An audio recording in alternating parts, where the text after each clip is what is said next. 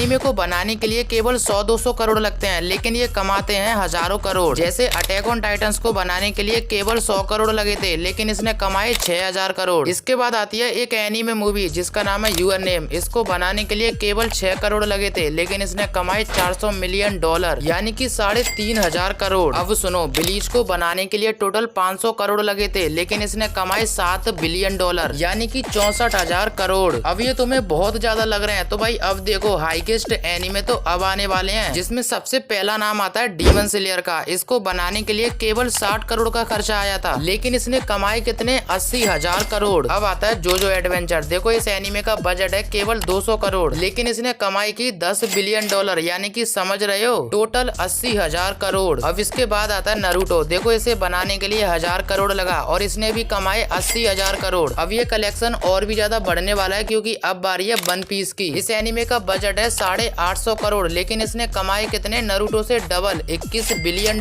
21 billion का मतलब समझ रहे हो। खैर छोड़ो, तुम्हें मैं दूसरे एनीमे के बारे में बताता हूँ, यानी कि ड्रैगन बॉल के बारे में। इसको बनाने के लिए केवल 1200 करोड़ लगे, लेकिन इसने कमाए कितने, 23 बिलियन, यानी कि 2 लाख करोड़। My God. अब इसके बारे में क्या कहोगे, पोकेमॉन जिसने 100 बिलियन का कमाई की है। अब 100 बिलियन कितना होता है मुझे कमेंट्स में जरूर बताना।